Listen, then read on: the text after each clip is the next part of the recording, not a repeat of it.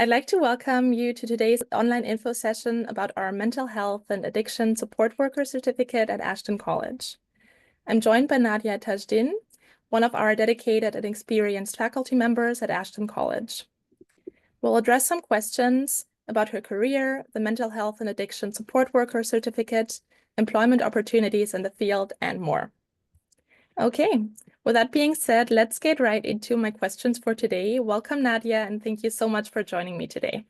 So can you give us a short breakdown of the mental health and addiction support field and what it involves? Sure. So the mental health and addiction field is really dedicated to supporting individuals who are experiencing mental health challenges and addictions. This support could also extend beyond the individual to include family care partners and members of the broader community as well, who are also impacted. The work in the field is really rooted in compassion, understanding, and a commitment to promoting wellness and dignity for every person.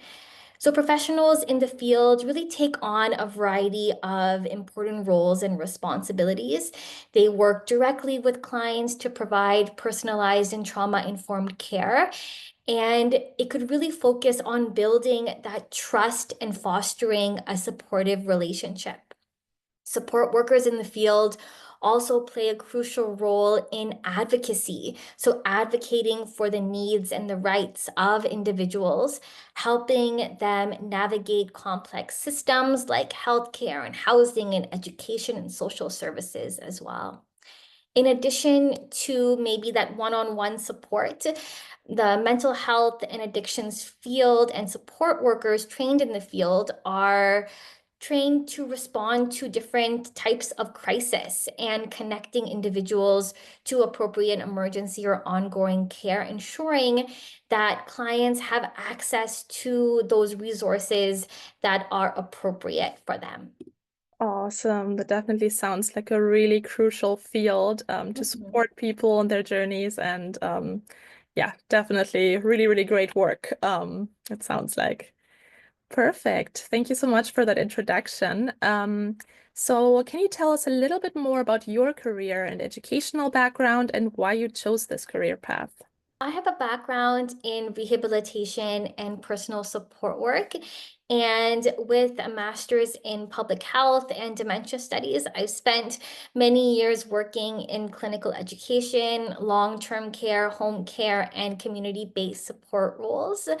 Throughout my career, I've had the privilege of working directly with individuals and family members facing complex health and social challenges, as well as supporting care teams and families in navigating the often complicated healthcare systems. I got into this field because I've always been passionate about mental health and making sure everyone feels supported and accepted for who they are in a person-centered environment. And being in the field and teaching now for me is a great way to share what I've learned and continue to learn to help future support workers build those skills and that confidence that they need to really make a difference. Awesome. That's great to hear, especially wanting to help out other people that want to pursue a similar career path. That's really great. And your experience definitely sounds so versatile. And yeah, that's perfect, I'm sure, for future students. What's great about the role is that you can work with different demographics as well. You can work with people that are maybe older adults or with youth or with children as well. So it's been a really dynamic role with many different interests. Sounds really, really interesting for sure. Perfect. That's great to hear about your journey a little bit. And so, can you tell me a little bit about the mental health and addiction support worker certificate here at Ashton? So this program really equips students with the knowledge and tools and hands-on experience needed to support individuals facing mental health and addiction challenges. So we cover topics such as intervention strategies and ethics and communication styles, trauma-informed care, crisis management. We'll talk about community resources as well as mental health and biological, cultural influences, youth and older adult mental health, stigma and workplace and school mental health, and so much more. We will work through many different scenarios in the course. We'll look at both local, or not both, but local, national, and international policies and programs that really focus on mental health in both our synchronous and asynchronous class days. That definitely sounds like students will take a lot away from the program and will be very well prepared for the workplace after. That's great. Perfect. Thank you so much for that description.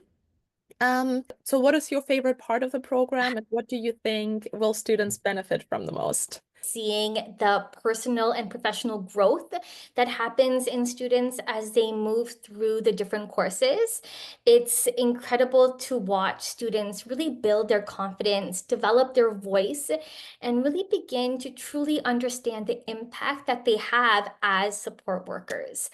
I especially love the moments when students can connect theory to real life scenarios, whether it's through case studies or discussions, and realize how powerfully compassionate, informed support can be. What students will hopefully benefit from most in this program is the focus on person-centered care, mental health awareness, practical skill building, and reflective practice. The reflective component of the program is something I find especially meaningful, as I encourage everyone to pause and think critically about their own experiences and their own values and the way that they respond to different situations. Through these reflections, we can all begin to really deepen our own self-awareness and gain more insight into our own strengths and areas for growth. And it really affects and will change the way that a lot of students might deal with the people that they are working with. These reflections aren't just academic exercises. They become tools for personal transformation, and they help students really build that emotional intelligence, develop empathy, and stay grounded in the realities of the work. So if you don't mind, I'm going to give a little bit of an example, and I would love to get some participation in the chat. But I'm going to ask you, I'll start with you, Davina. Tell me, how do you like your coffee in the morning or anytime? How do you like your coffee? I like it with just milk, sometimes some sugar. Perfect. Can I get some answers in the chat from those attendees here? Would love to hear how you like your coffee, or maybe you don't like coffee. Maybe you like something else instead. So you can put your answers in the chat, and we'd love to hear them. As for me, I love just a black coffee. I used to be, however, it's a story to I'll usually say in class. So if you are joining, you're going to hear this story again. But I see some answers coming in. But I used to be a double double. I used to love my coffee from Tim Hortons, double double. And now, 5 years later, I like my coffee black. So sometimes things kind of change. Your tastes change as well. I see in the chat some, oh, Lorraine's a tea with lemon, Ashley's with milk, and Noor is green tea in the morning, coffee with milk in the afternoon. So thank you everyone for participating in that activity. So this is an important reflection in how we drink our coffee and how we're all so unique. And it goes with how maybe we express ourselves so differently, how every single person we work with might be a little bit different. And this goes with our whole notion of person-centered culture. There is no copy and paste in the field. What works for one person and one community doesn't work for the next person or the next community. And you'll be hearing me say this so many times. There's no copy paste. It's important that we take in each individual preferences and each individual perspective to provide the best person and community-centered care that we can. And it's something we'll discuss a lot in the program. Thank you so much for that little exercise. I think that that really shows the potential students already, kind of your teaching style, and yeah, that's really awesome. I appreciate it. Yeah, and I think that's definitely true. You can't just copy paste and just expect it to work, right? Perfect. Thank you so, so much. I mean, okay, so my fifth question is, how would you describe your teaching style? I think you already kind of presented it a little bit here. Is there anything you would add to that? Well, I guess you'll have to ask my previous students, but I really try to be more collaborative and discussion based. I really like to see that ability for us students and instructors to really co-create a safe learning space where we can all ask questions and share our perspective and learn from each other. I also incorporate a lot of applied learning like scenarios and group work. And as you saw with my coffee reflections, some reflective exercises. What is great about continuing education and virtual learning is that sometimes we are all coming from different life experiences and different geographical locations. So we will spend a lot of time really looking at those strengths and the diversity of that learning experience from each other. That sounds wonderful. And definitely, yes, I think really nice for students to see your teaching style a little bit already. And yeah, thank you so much. That's perfect. Okay, then my next question for you is, what are your expectations of students in the program, and how much study time will students need to dedicate each week to be successful, roughly? Right. So this depends on your teacher and just the way that things are kind of laid out in your courses. I expect students to be engaged and respectful and open to learning about the course and the material, but also about themselves. On average, I would say students should set aside maybe 3 to 5 hours per week outside of class time for readings, assignments, weekly discussion questions, and reflections. I'm sure that's definitely great to know for prospective students to know what to expect and how to basically work around it. That's perfect. So then I'm sure another thing a lot of people are curious about, what are some career options or typical next steps for students after they graduate from the program? So I've been in contact with a lot of the students that I have taught, and they say that they are now working in so many different areas of mental health and addictions. So we have some students that work in shelters, in crisis centers, in group homes and long-term care homes, rehabilitation programs, youth centers, and community outreach organizations. Others continued their studies as well. So I've had some students continue looking at social work or psychology or counseling programs as well, and using this as a stepping stone to further their education. So there are so many opportunities out there. And this program is a really great way to really look at all the different components and demographics that you could work with and maybe find your interest and find where your passions lie as well.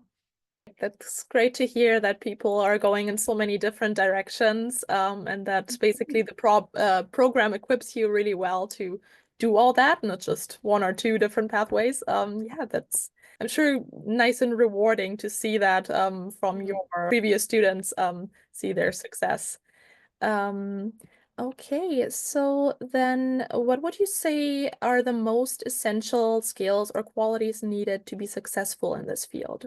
So this is a really good question. I think to really thrive in this field, you need to be passionate about learning and growing, both professionally and personally. This work challenges you to constantly reflect on your values and your communication style and how you show up for others. Being able to reflect is key. Not only does it help you grow, but it also helps you stay grounded and intentional in your approaches. So being open-minded and adaptable and resilient makes a big difference, especially when working in environments that can be emotionally demanding and unpredictable. One of the most important lessons I share with students is the value of setting healthy boundaries and prioritizing self-care.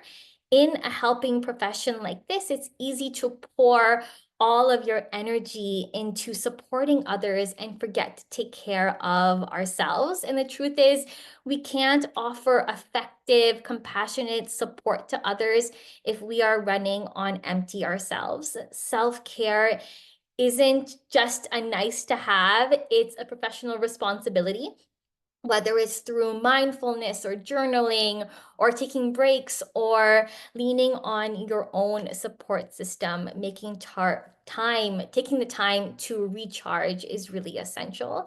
I always use the oxygen mask analogy for this. So when you're on an airplane and you're always told to put on your oxygen mask first before helping others. So similarly, it's so important to ensure that you are taking care of yourself so you can give more to all of those around you. And by developing strong habits of self-awareness and self-care early on, students, I find, can really build practices that project their well-being and helps them stay connected to the passion that brought them into this work in the first place.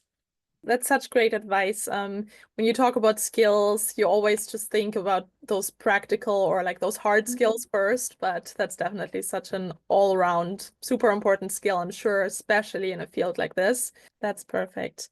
Okay, thank you so much for that. And so my next question is, what's a typical day in the life of someone working in this field? I'm sure there isn't really much of a typical day, but That's exactly what I was going to say. No 2 days are exactly alike. You might support clients on one-on-one meetings one day or connect with them in the community resources another, or attend case conferences or respond to a crisis. It's dynamic, it's challenging, and it's so rewarding. okay, perfect. My next question for you is there any advice you would give to students who are new to the field? Be patient with yourselves as you learn. This field is as much about personal growth as it is about academic knowledge. Take time to reflect, stay curious, and don't be afraid to ask questions. Perfect. Then, so what's your number one reason why students should choose this career, specifically this program? If you're someone that wants to make a meaningful impact in people's lives, I highly recommend this program. This program offers a strong foundation and a supportive learning environment that will really prepare you for different professional environments. So it's a great place to really come in and learn about different areas of the field, and it might be a great program to do as you're kind of figuring out what you want to do and what area you want to work with. And we can work with you in figuring that out as well. So make sure that you want to learn, make sure you're ready to learn, and we're happy to have you. That sounds awesome. I'm sure that'll be really exciting to many to have you as their instructor. So, okay, and my last question from my side for now is, what do you think has changed the most in your field since you started?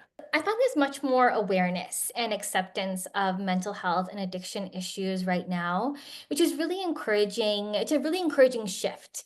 We're seeing a move towards trauma-informed and harm reduction models, as well as a stronger emphasis on cultural safety, person-centered care, intercultural care, and intentional use of language.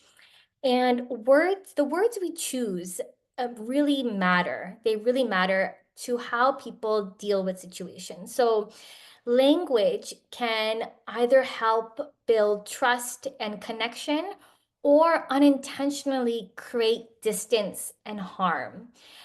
Language has changed a lot in the last couple years. Language shapes how people feel about themselves and their own experiences.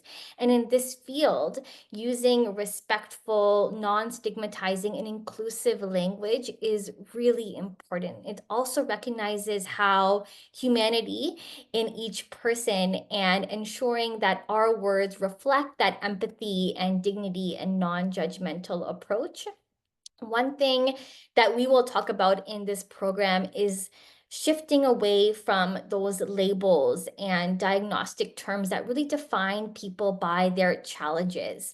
So instead of emphasizing a person's diagnosis, we're really emphasizing person-centered language. And that's a huge change I've seen in the last 10 years. And this shift in language also helps challenge those stigmas, the support recovery, and promote more equitable and inclusive care practices. At the same time, technology, I think, has transformed how support is delivered over the past couple of years. Virtual care and telehealth and online mental health tools are becoming more common, increasing access for many people, especially those in remote or underserved areas, and creating new opportunities for support workers to connect with clients in a more flexible and meaningful way. And we'll be talking about that in the course as well. We do talk about virtual mental health tools and what's out there. That's awesome to hear about all these changes, and I'm sure definitely that the focus on inclusive and non-stigmatized language is definitely a big one, and also for sure technology. Okay, these are all my questions for you that I have today, but let's see if we have any audience questions. As a finance professional, I've recently, since COVID started focusing on mental health and well-being. Can this program help me? Yeah, for sure. So, what's great about the program is that it's very, you can have many different professionals coming in and really learning more about mental health and well-being. And we incorporate everything in the program. So, with the focus on mental health, we'll talk about well-being, we'll talk about addictions, we'll talk about person-centered care and trauma-informed care. And it's I have a lot of students from various backgrounds and coming in from different professional avenues as well. And they found it informative, especially maybe if you're maybe new to the field or just interested. It's a great way to encompass everything that's going on within Canada, as well as internationally in the field of mental health and well-being in general. Okay, perfect. Thank you so much for that answer. Okay, then somebody else is asking, I already work in supportive care. However, I'm not in BC. How would the practicum be evaluated? Right. So we have a lot of students that are coming in from different areas of Canada. So you don't have to be in BC to do this. And I think this is something we can talk to student services about on how the practicum will be evaluated. But this is something that has been done before. There don't seem to be any more audience questions right now. And yeah, thank you so much for everyone's participation and questions. I just want to say thank you for joining us today. It was such a pleasure talking about this program. I'm really passionate about this field, and if you do have any questions, please connect with the college. And just I highly recommend finding out how you can join us, and especially if you are passionate about the field. So thank you again for your time today. All right, thank you so much, Nadia, for taking the time to allow prospective students to learn more about you and the program. It's so insightful to hear from an expert in the field like you with lots of practical experience and hands-on knowledge. Yeah, so, and then to all prospective students, if you're interested in the Mental Health and Addiction Support Worker Certificate, please learn more by scanning the QR code that will be screen shared in a minute. Thank you again, everyone, for joining us today, and have a great day.